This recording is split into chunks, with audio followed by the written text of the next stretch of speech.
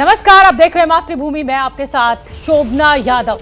80 और 90 के दशक में आतंकवाद के दौर को पीछे छोड़ चुका पंजाब एक बार फिर आतंकियों के निशाने पर। सीमा पार पाकिस्तान से आईएसआई और आतंकी संगठन पंजाब को दहलाने की साजिश में लगे हुए हैं। कल मोहाली में पुलिस इंटेलिजेंस के दफ्तर पर रॉकेट प्रोपेल्ड ग्रेनेड के द्वारा हमला बोला गया। एक के बाद एक पंजाब में आतंकी घटनाओं ने खुफिया एजेंसियों और पंजाब पुलिस के ऊपर भी सवाल खड़े कर दिए।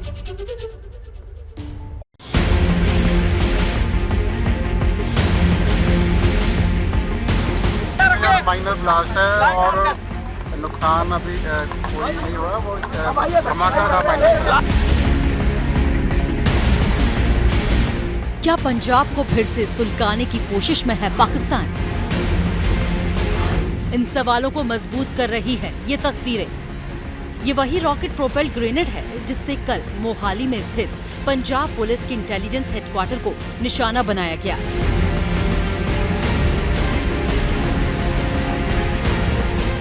कल शाम करीब 7:45 पर पंजाब पुलिस के खुफिया विभाग के मुख्यालय की तीसरी मंजिल पर खिड़की तोड़ती हुई आरपीजी यानी रॉकेट प्रोपेल्ड ग्रेनेड अंदर दाखिल होती है और तेज धमाका होता है।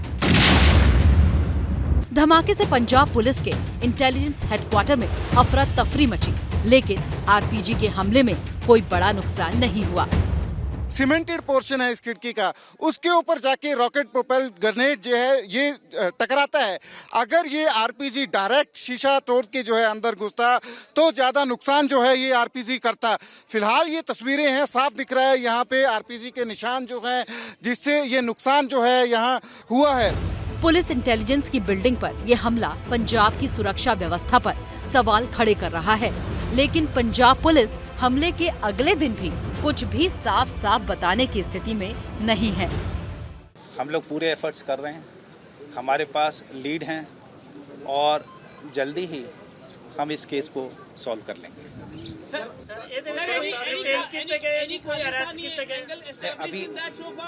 अभी इन्वेस्टिगेशन चल रहा है, जब भी होगा आपको बता दिया जाएगा।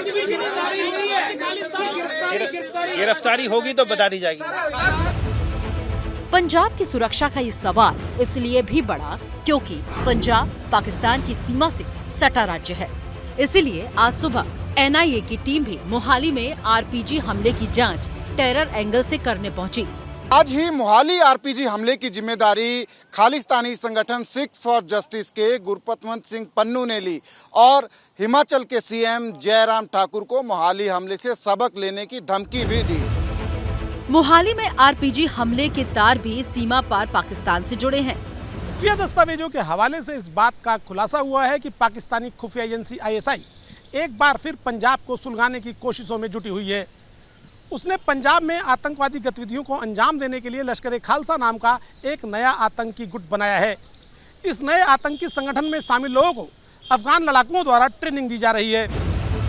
जिस रॉकेट प्रोपेल्ड ग्रेनेड से पंजाब पुलिस के इंटेलिजेंस हेडक्वार्टर को निशाना बनाया गया वो अफगानिस्तान में आतंकियों के पास देखा जाता है, क्योंकि ये कंधे से दागा जाने वाला हथियार है। इसे आसानी से एक जगह से दूसरी जगह ले जाया जा सकता है। इसकी रेंज 700 मीटर से ज्यादा होती है। इससे टैंक, बख्तरबंद गाड़ी, हेलीकॉप्टर और विमान को उड़ाया जा सकता है। पंजाब में एक के बाद एक होती घटनाओं ने पंजाब के आतंकी दौर की घटनाओं को फिर से जिंदा कर दिया है। आतंकवाद 1975 से पंजाब को खराब करता रहा है और जो पाकिस्तान की रणनीति है to bleed India with 1000 cut, वो उसको क्रियान्वित करते रहते हैं और पंजाब और भारत सरकार को बहुत चौकन्ना होकर ये जो शक्तियां हैं, अलगाववादी शक्तियां हैं, आतंकवादी शक्तियां हैं, इनको ढूंढ निकाल कर इनको नस्ते नाबूद करना बहुत जरूरी है। नार्को टेररिज्म को लेकर पंजाब एक बार फिर सुलगता पंजाब बनता नजर आ रहा है। पिछले एक महीने के आंकड़े ये बताते हैं कि पंजाब में लगातार हथियारों, विस्फोटकों और मादक पदार्थों को पहुंचाने का सिलसिला लगातार जारी है। सीमा पार से आई हुई हेरोइन हो या दिल्ली में पकड़ी गई, उन सब के तार पंजाब से जाकर जुड़ रहे हैं और ऐसे में आरपीजी हमले ने तो पंजाब पुलिस की कार्यकुशलता पर ही सवाल खड़े कर दिए हैं। फिलहाल केंद्रीय खुफिया और सुरक्षा एजेंसियां पाक की इस नापाक साजिश का मुंहतोड़ जवाब देने में जुट गई हैं। सचिन शर्मा मोहाली से लाइव है, जगविंदर पटियाल चंडीगढ़ से लाइव जुड़ रहे हैं, रोहित बंसल चंडीगढ़ से लाइव है और ओम प्रकाश तिवारी दिल्ली से जुड़ रहे हैं। ओम प्रकाश तिवारी, आपका रुख मैं पहले करूंगी। ये बात बहुत किसी से छुपी हुई नहीं है कि चाहे बब्बर खालसा हो, चाहे खालिस्तान जिंदाबाद फोर्स हो, आईएसआई का इनको समर्थन है, लेकिन अब इस तरीके की हरकतें बहुत ज्यादा होने लगी है। एनआईए की जांच कहां तक पहुंची है, क्या इस पर सूत्र से खबर निकल कर आ रही है? शोभना, मैं आपको बता दूं कि पंजाब पुलिस इस बात से इंकार कर रही थी, जिस मामले को आतंकी घटना नहीं मान रही थी। एनआईए सूत्रों का कहना है कि कल देर शाम जब उनकी टीम पहुंची वहां, तो देखने के प्रथम दृष्टया ये प्रतीत हो रहा था कि पूरी तरह से आतंकी हमला है और एनआईए ने उसी एंगल को ध्यान में रखकर पंजाब पुलिस को जांच में पूरी तरह से सहयोग कर रही है। सूत्रों का कहना है कि इस मामले में अब तक की जांच के दौरान जो लोकल गैंगस्टर्स हैं उनके बारे में पता चला है। पंजाब पुलिस को लीड्स दी गई हैं और पंजाब पुलिस उन लीड्स के आधार पर कुछ जगहों पर छापेमारी भी कर रही है। हो सकता है आने वाले दिनों में कुछ लोग पकड़े जाएं, इस पूरे मामले का पर्दाफाश हो जाए। शोभना, बिल्कुल। ओम प्रकाश, एक छोटा सा सवाल, आप भी जानते हैं क्योंकि वधावा सिंह, रंजीत सिंह नीटा, पन्नू ने ये जिम्मेदारी ली है, ये तमाम वो नाम है जो आईएसआई से बहुत गहराई के साथ जुड़े हुए हैं। तो क्या आपको लग रहा है कि ये जो लोकल गैंगस्टर हैं उनको कहीं ना कहीं इन बड़े आतंकवादियों को, खालिस्तानी जो आतंकवादी हैं, उनका समर्थन प्राप्त है? क्योंकि ये सारे आतंकवादी पाकिस्तान में रह रहे हैं जो नाम मैंने लिए। बिल्कुल शोभना, आप एकदम सही कह रही हैं। जितने नाम आपने लिए हैं वो सारे के सारे पाकिस्तान में हैं और अपने लोकल कॉन्टैक्ट से सहारे वो यहाँ से लोगों को जोड़ रहे हैं। सबसे बड़ी बात यह है शोभना कि इस मामले में जो नारकोटिक्स का रोल है वो बहुत अहम रोल है। सीमा पार पर अगर आप देखें, पिछले 26 दिनों के दौरान 35 किलो से ज़्यादा मादक पदार्थ पकड़ा गया। तो जो लोकल स्मगलर्स हैं, लोकल गैंगस्टर्स हैं, वो उस मादक पदार्थ से होने वाले लाभ के लालच में लगातार इन लोगों से जुड़ रहे हैं और वहाँ से पाकिस्तानी खुफिया एजेंसी आईएसआई इन लोगों को पूरी तरह से हवा दे रही है कि भले ही आप, चूंकि उनके यहाँ अफीम और हेरोइन बड़ी आसान बात है, अफगानिस्तान के रास्ते होते हुए वो भारत तक भेज रहे हैं। तो ऐसे में पाकिस्तानी आईएसआई इन लोगों को पूरी तरह से सपोर्ट कर रही है और आप देखिएगा इस मामले में उनका पूरी तरह से रोल हो सकता है। बिल्कुल ठीक है। ओम प्रकाश, जगविंदर पटियाल मेरे दूसरे वरिष्ठ सहयोगी मुझसे जुड़ रहे हैं चंडीगढ़ से। जगविंदर पटियाल, आपने पूरी ये बातचीत सुनी, आप इस खबर को कल रात में आप ही ने इस खबर को ब्रेक किया था। मेरा सवाल आपसे यह है कि जब इस पूरे मामले को एनआईए ने टेक ओवर कर लिया है तो अब पंजाब पुलिस किस भूमिका में है? देखिए, पहले तो पुलिस अभी जांच कर रही है इसकी। एनआईए ने पूरी तरह से मामला टेक ओवर नहीं किया है, वो सहयोग जरूर कर रहे हैं। इसमें पहला अपडेट ये है शोभना कि व्हाइट रंग की गाड़ी, सफेद रंग की गाड़ी का इस्तेमाल किया गया इस रॉकेट को दागने के लिए और उस गाड़ी के बारे में काफी लीड्स मिल गई हैं। काफी सीसीटीवी फुटेज की मदद से पुलिस इस नतीजे पर पहुंची है, जो मेरे सोर्सेज बता रहे हैं कि गाड़ी उत्तर प्रदेश की तरफ गई है और पुलिस की कुछ टीमें उसको फॉलो कर रही हैं। टोल प्लाजा के सीसीटीवी निकलवाए जा रहे हैं और ये देखा जा रहा है कि आखिरकार हमले के बाद वो जो गाड़ी गुजरी है वो कहां कहां गई है। तो ये लीड्स हैं। 2 लोगों को हिरासत में लिया गया है, उनको अभी गिरफ्तार नहीं किया गया है, उनसे भी ये लीड्स मिल गई हैं और पुलिस को एक तरह से हम ये कह सकते हैं कि साजिश को ब्रेक करने के क्लू मिल गए हैं। दूसरी बात, आप कह रहे थे कि पाकिस्तान में बैठे जो मोस्ट वांटेड आतंकवादी हैं, मैं आपको बता दूं कि अब आईएसआई का असली पिट्ठू जो है वो हरविंदर सिंह रिंडा है। रिंदा जवान है और यहां पर कई वारदातों में इन्वॉल्व है। उसको पुलिस एनकाउंटर करना चाहती थी, महाराष्ट्र से लेकर पंजाब तक उसकी इन्वॉल्वमेंट है। वो अपने जो यहां छोटे छोटे गुर्गे हैं उनसे इस तरह की घटनाओं को और इस पूरे असला बारूद को ट्रांसपोर्ट करवाने में मदद कर रहा है। जहां तक आप बात कर रही हैं कि जो मोस्ट वांटेड पुराने आतंकी वधावा सिंह, रंजीत सिंह नीटा हैं, वो केवल ड्रग्स की तस्करी, लखवीर सिंह रोडे हुआ, गजेंद्र सिंह हुआ, 5 मोस्ट वांटेड वहां बैठे हुए हैं। उन 5 की उम्र बहुत ज्यादा हो चुकी है, उनको वहां गए बहुत साल हो चुके हैं, एक जनरेशन बीत गई। अब उनके मॉड्यूल या उनके इशारे पर काम करने वाले लोग पंजाब में नहीं रहे, इसलिए अब रिंदा जो है वो हाथ चढ़ा हुआ है आईएसआई के, वो वारदात को अंजाम दिलवाता है। और गुरपतवंत सिंह पन्नू जो सिख फॉर जस्टिस जो वो भी जो है आईएसआई के इशारे पे काम करता है,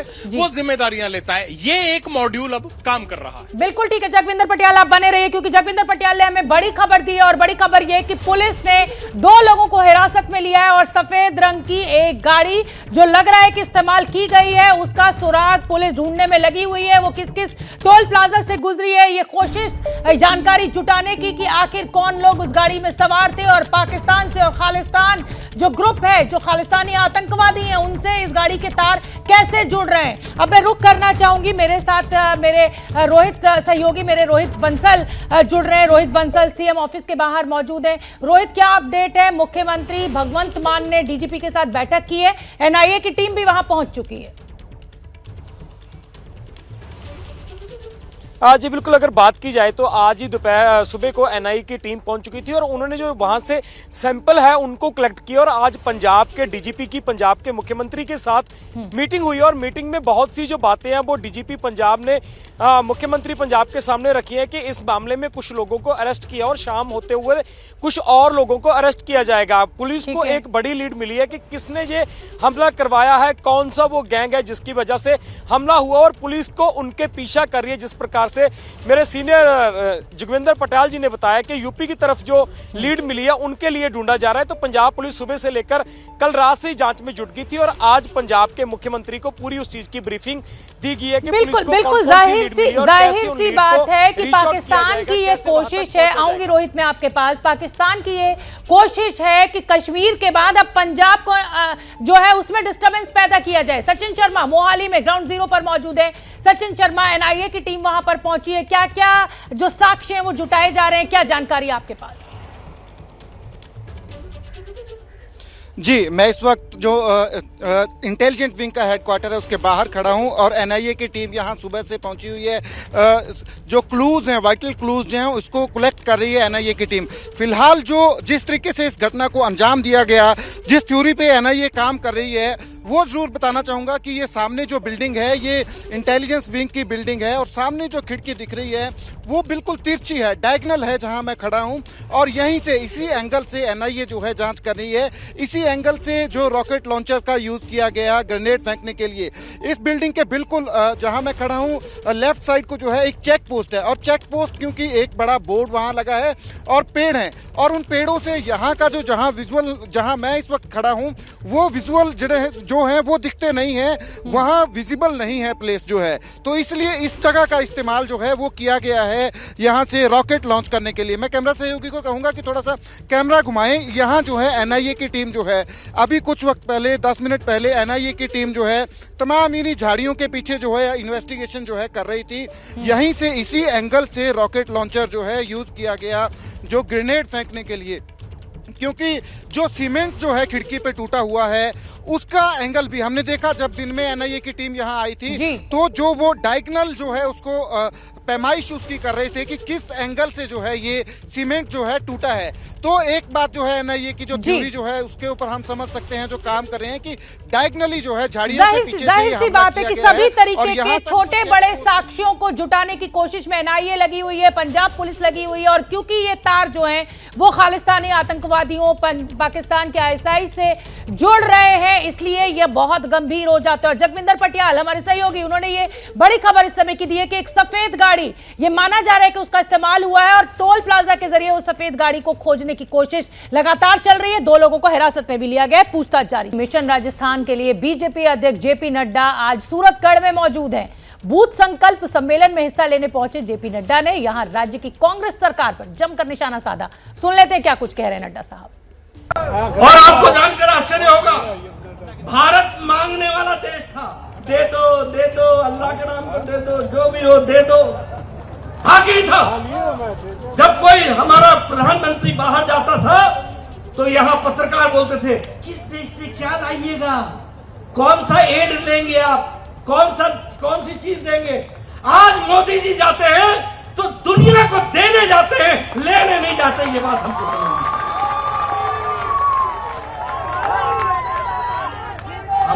हमारे कांग्रेसी भाई पूछते हैं क्या बदला क्या?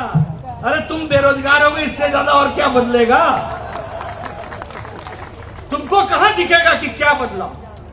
ये वैक्सीन मैत्री हमने 190 करोड़ देश के लोगों को तो लगाया, बच्चों को भी लगाया। आज मैं देख रहा था 12 साल के बच्चों का 3 करोड़ से ज्यादा टीकाकरण हो गया। आज पहली न्यूज मेरे को सुबह मिली, 3 करोड़ से ज्यादा 12 साल के बच्चों को वैक्सीन लग गया।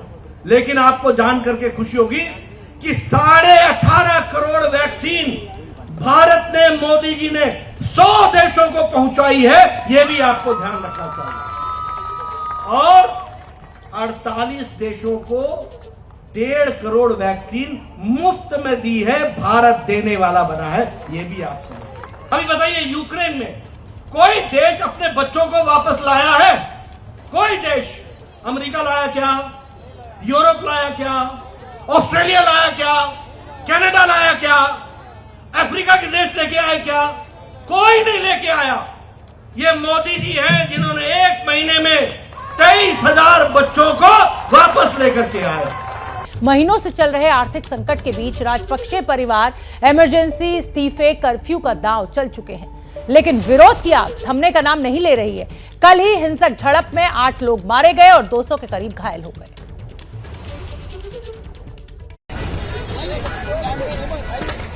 लंका जल रही है, लेकिन इस बार रावण के अहंकार से नहीं, आर्थिक बदहाली की वजह से। श्रीलंका में आग की लपटें चल रही हैं।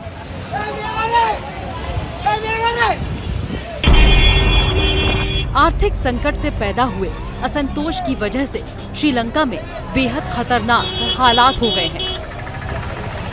श्रीलंका में चल रहे विरोध प्रदर्शन सोमवार को इस कदर तक हिंसक हो गए कि राजधानी कोलंबो में हर ओर बस आग ही आग नजर आई।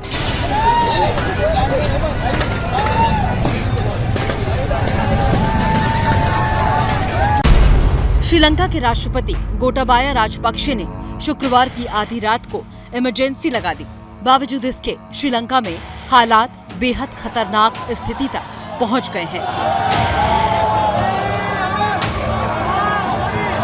गुस्साए लोग चुन चुनकर सत्ताधारी दल के सांसदों और नेताओं के घरों को आग के हवाले कर रहे हैं। प्रदर्शनकारी इस कदर बेकाबू हो उठे कि श्रीलंका के सांसदों के घर तक में जबरन दाखिल हो गए। पहले तोड़फोड़ की, फिर पूरे घर को आग के हवाले कर दिया। ये जलता हुआ घर श्रीलंका के सांसद सनत निशीथा का है, जो श्रीलंका सरकार में मंत्री भी रह चुके हैं। तनाव बढ़ा तो राजपक्षे सरकार के समर्थक भी सड़कों पर उतर आए, लेकिन गुस्साई भीड़ के आगे टिक नहीं पाए। कोलंबो में तो समर्थकों की बस को प्रदर्शनकारियों ने बुलडोजर के जरिए चकनाचूर कर दिया। राजधानी कोलंबो की ये बीरा झील है। जान बचाने के लिए राजपक्षे सरकार के समर्थकों को झील में कूदना पड़ा। मामला यही शांत नहीं हुआ। प्रदर्शनकारियों ने बीरा झील के पास ही 3 गाड़ियों को फूंक दिया। हालांकि कहीं कहीं राजपक्षे समर्थकों ने भी प्रदर्शनकारियों को निशाना बनाया। ये वीडियो उस वक्त का है जब महिला प्रदर्शनकारी के साथ राजपक्षे समर्थकों ने बदसलूकी की। दोनों ही ओर से हंगामा बरकरार रहा।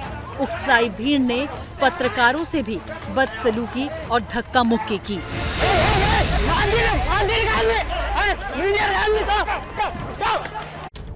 तो जल रही है लंका। आशीष सिंह मेरे संवाददाता हमारे साथ ज्यादा जानकारी लिए और जुड़ रहे हैं, और साथ ही जैनेंद्र कुमार मेरे संवाददाता जुड़ रहे हैं। जैनेंद्र, आपसे शुरुआत करूंगी, और शुरुआत इसलिए करूंगी क्योंकि आप श्रीलंका गए थे जिस समय ये अर्थव्यवस्था का संकट खड़ा हुआ था। आपने एक लंबा समय श्रीलंका में बिताया है, कोलंबो में, वहां लोगों से बात की है। क्या इस चीज का अंदाजा था कि लोगों के अंदर गुस्सा इतना भरा हुआ है कि इस रूप में बाहर निकलेगा और इस तरीके से हिंसक हो जाएगी भीड़? देखिए, लोगों में नाराजगी काफी है शोभना, नाराजगी काफी थी, लेकिन श्रीलंका का जो सिविल सोसाइटी है, श्रीलंका के जो छात्र हैं, जो शिक्षक हैं, वो लोग सड़कों पर प्रदर्शन कर रहे थे और उस प्रदर्शन को समर्थन श्रीलंका के सभी तबकों को था। यहाँ तक कि वो लोग भी जिन्होंने कि पिछले चुनाव में सत्ताधारी पार्टी के लिए वोट दिया था, वो भी सड़कों पर प्रदर्शन कर रहे थे, लेकिन शांतिपूर्वक प्रदर्शन कर रहे थे। कल आखिर हिंसा भड़की क्यों?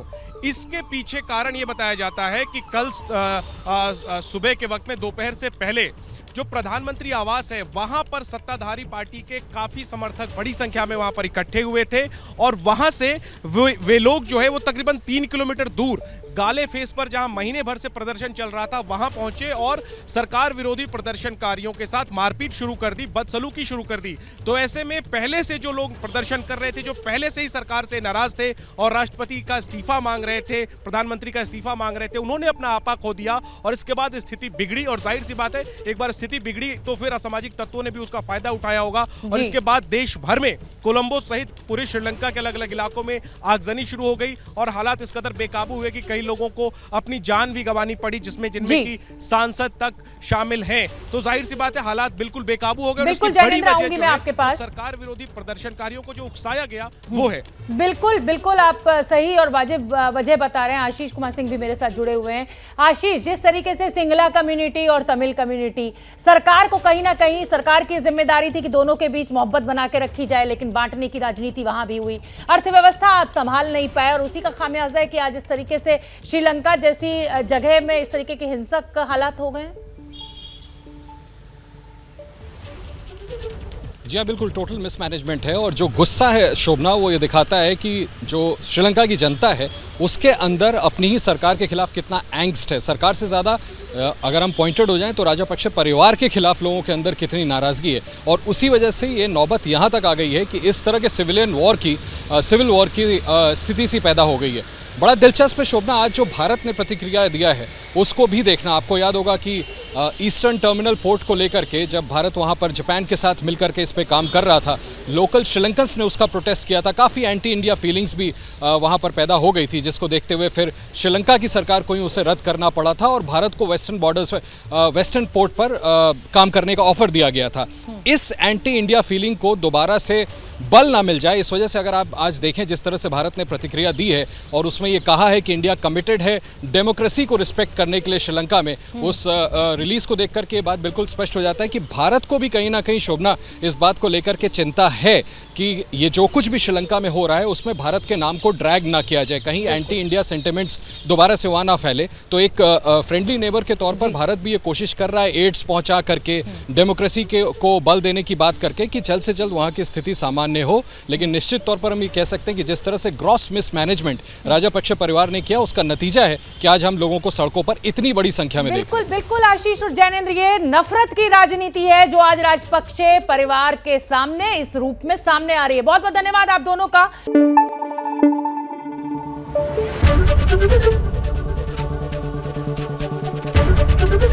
एबीपी न्यूज आपको रखे आगे।